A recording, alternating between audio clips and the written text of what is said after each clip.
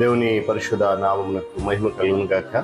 క్రీస్తునందు పిల్లరా, దేవుడు మరొక నూతన ఉదయకాలంలో వేకువన లేచి ఆయన నామాన్ని స్తుతించగలిగే ఓ చక్కటి శ్రేష్టమైన అమూల్యమైన సమయాన్ని మనందరికీ అనుగ్రహించిన విధానాన్ని బట్టి ప్రభు పరిశుద్ధ నామానికే మహిమ ప్రభావాలు కలుగును గాక.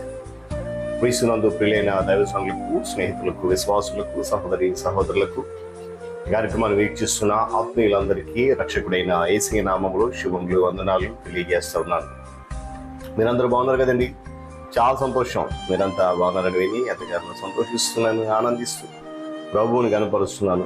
రండి, ఏదైనా కూడా మిమ్మల్ని ప్రేమతో ఆహ్వానిస్తున్నాను. అనుదిన అభివృద్ధి ఉదయకాలపు ధ్యానాలు అనేటువంటి ఈ ఆధ్యాత్మిక కార్యక్రమంలో నాతో పాటు పాలుభాగస్తులై వాక్యాన్ని ధ్యానించి దైవాశీర్వాదాలు పొందండి. మీ దగ్గర బైబిల్స్ ఉన్నాయా? అలా చూడండి.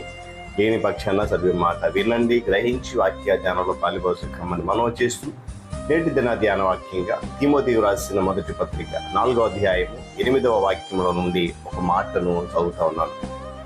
దైవభక్తి ఇప్పటి జీవం విషయంలోనూ రాబో జీవం విషయంలోనూ ప్రయోజనకరమవును. దేవుడు తన పరిశుద్ధ వాక్యమును మనకు దీవిస్తున్నగాక. తనలోంచి కన్ను మూసుకుందాం, ప్రార్థన చేద్దాం. ప్రేమ స్వరూపి వందనాలు, మహోన్నతుడు, మహాగణుడు, సర్వాధికారి, సర్వశక్తి మంత్రులు, నీకు వందనాలు.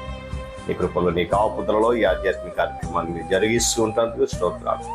ఇచ్చితానుసారమైనటువంటి జీవితంలో మమ్మల్ని బలపరుస్తూ దీవిస్తున్నందుకు వందనాలు. ఈ ఆధ్యాత్మిక కార్యక్రమం ద్వారా అనేక మంది బిడ్డలు మేలు పొందుకుంటున్నారు, ఆత్మీయంగా బలపడుతున్నారు. ఇంకనూ దీవించి మీరు మహిమ పొందండి. యేసు నామములో అడుగుతున్నాను తండ్రి, ఆమేన్. చాలా సంతోషం. పిల్లల చదువుకున్నటువంటి వాక్యంలో ఓ శ్రేష్టమైనటువంటి సత్యం అనేది గమనించాలి. ఈరోజు మనం ఏంటంట? దైవభక్తి. దానివల్ల ఏంటి ప్రయోజనం? ఎలాంటి ఫలితాలు మనం చూడగలుగుతాం? అసలు ఏంటి దాని ఉద్దేశం? ఎలాంటి ప్రశ్నలు లేక ఎలాంటి ఆలోచనలు మీకు ఎవరికైనా వచ్చుంటే కనుక రైతు వాక్యం చదవండి. అది అనగా దేవుని యందు భక్తి అనేది ప్రస్తుతం ఉన్నటువంటి జీవం విషయంలోనూ రాబో జీవ విషయంలో నాకు అతనికి చాలా ఉన్నాయి. అన్ని విషయాల్లో ప్రయోజనకరం. హల్లెలూయా. దైవభక్తి ఆచరణ యోగ్యమైన క్రైస్తవ జీవితం. ఇది చాలా వరకు మనము నేర్చుకోవాల్సినటువంటి ఆవశ్యకత ఉంది. విశ్వాసులుగా ఉన్నటువంటి వారు ఎవరికి వారే ఇందులో సాధన చేసుకోవాలి, క్రమంగా అలవాటు చేసుకోవాలి. ఒక నిపుణుడైనటువంటి క్రీడాకారుడు తన శరీరాన్ని ఏ విధంగా అయితే క్రమశిక్షణ ఉంచుకుంటాడో ఆ పోటీ కొరకు, అటు రీతిగానే ప్రత్యేకంగా క్రీస్తునందున్నటువంటి మనము ఆధ్యాత్మిక విషయంలో మానసికంగా ఆత్మీయ విషయంగా, శారీరకంగా అన్ని విషయాల్లో క్రమశిక్షణ అనేది కలిగి ఉండాలి, లేక నేర్చుకోవాలి. కారణం ఏంటంటే వాక్యం చెప్తుంది కదా, దైవభక్తి అనేది రాబోవు మరియు ఇప్పటి మరియు రాబోవు జీవం విషయంలో ప్రయోజనకరం. దేవుని భక్తి గల వారికి లేక నిజ విశ్వాసులకు ఆయన వాగ్దానాలు ఇంకెవరికి కూడా అవి సొంతము కాదు. భక్తి చూపించాలి. ప్రతి విశ్వాసకి ఇది ఎంతో ఎంతో ప్రాముఖ్యమైనటువంటి విషయం. ఎందుకనంటారా? సత్యాన్ని కేవలం నమ్మడం మాత్రం కాదు, కానీ ఆచరించి చూపించాల్సిన అవసరం ఉంది. దేవుడు ఏదో చెప్పాడని తెలుసుకోవడం కాదు, కానీ ఆయన చెప్పింది కూడా మనము చేయగలగాలి. చేయొద్దు అన్నది చేయకూడదు, చేయండి అన్నది చేయాలి. అప్పుడే నీలో నాలో ఉన్నటువంటి నిజమైన భక్తి అనేది బయటకు కనబడుతుంది. దేవుని స్తోత్రం కలుగును గాక. ఎందుకంటే బైబిల్ గ్రంథంలో అలాంటి భక్తి చేసి దేవుని అద్భుత కార్యాలు చూసి అనేక మంది మనం చూస్తున్నాం. ఎందుకంటే దేవుని భక్తి ఉంటే ఎలాంటి ఇబ్బంది అయినా కూడా తొలగిపోతుంది. గమనించాలి. అదే కలసం ఏ దారి లేదు, కానీ దేవుని యొద్దకు వచ్చినటువంటి వారిని ఆయన ఎన్నడూ కూడా విడిచిపెట్టాడు. ప్రతి ఆటంకాన్ని కూడా, ప్రతి ఇబ్బందిని కూడా తొలగించగల సమర్థుడు. అంతేకాకుండా వాక్యం చెప్తున్న మాట ఏంటంటే, దేవుని యందు భక్తి కలిగి ఉంటే, లేక దైవ భక్తి మనలో ఉంటే కనుక ఎటువంటి హాని జరగదు.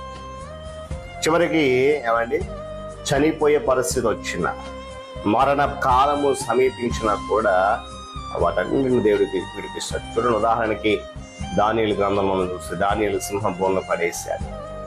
దేవుని యందు ఆయన కలిగిన భక్తి సింహపు నోళ్ళను సహితము మూయాల్సిందే, మూయించేశాడు ఆయన. మనము దేవుని యందు భక్తి కలిగి ఉన్నప్పుడు, అపాయము సంభవించినప్పుడు మన భక్తి మనం ధైర్యపరచి ముందుకు. అందుకే యోబు భక్తి అన్నాడు, యోబు గ్రంథంలో మాట్లాడదు, నీ భక్తి నీకు ధైర్యం పుట్టించదా.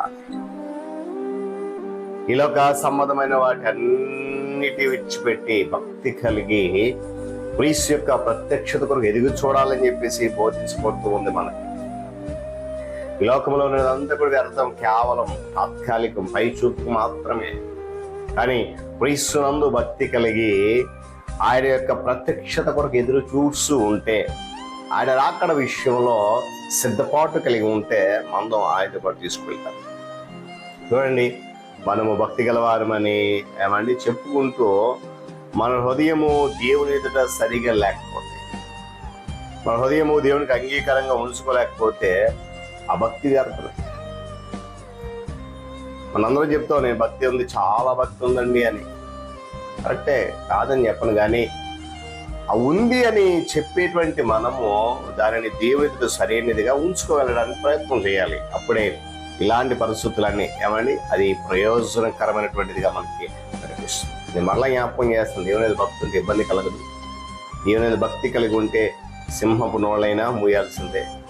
దేవుని యొక్క భక్తి కలిగి ఏమన్నా ఆయన ప్రత్యక్షత కొరకు ఎదురు చూడాలనేటువంటి విషయాన్ని ఈరోజు కనుక ఉదయకాల సమయంలో ఉన్న ప్రియ దేవుని బిడ్డలారా, స్నేహితులారా, ఈ కార్యక్రమాన్ని వీక్షిస్తున్న అందరికీ మనకు ఉన్నటువంటి భక్తి ఎలాంటిది, అది దేవుని సంతోషపెడుతుందా లేకపోతే మానవ సంతోషపెడుతుందా అనే ఒక ప్రశ్న మన అందరి జీవితంలో వ్యక్తిగతంగా వేసుకొని ఆ దేవుని మీద భక్తి కలిగి ఉంటే ఎలాంటి ప్రయోజనాలు ఉన్నాయో దేవుని యొక్క వాక్యము లోతైన విషయాలు చెప్తుంది కనుక వాటిని బట్టి ఆనందిస్తూ ఆ భక్తిని మరింతగా పెంపొందింప చేసుకుంటూ ధైర్యం కలిగి ముందుకు కొనసాగుతుంది. దేవుడి మాటలు మన కొరకు జీవిస్తుంది కాదు. ప్రార్థన చేద్దాం. ప్రేమ మా తండ్రి, వందనాలు. మనకు నూతన ఉదయకాల సమయంలో నీ అందుకు భక్తి కలిగి ఉంటే మా జీవితాలు ఎలా ఉంటాయి, ఏం కలుగుతుంది, ఎలాంటి ప్రయోజనం అనేటువంటి శ్రేష్ఠ విషయాలు మేము విన్నాం.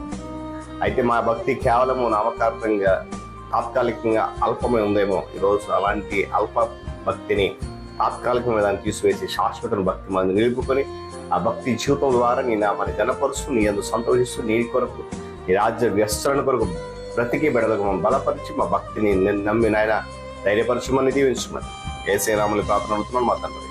ఆమేన్. దేవుని దీవెన ఆయన సన్నిధి కాపుదల సదాకాలము మనందరికీ తోడైన నడిపించును గాక. ఆమేన్.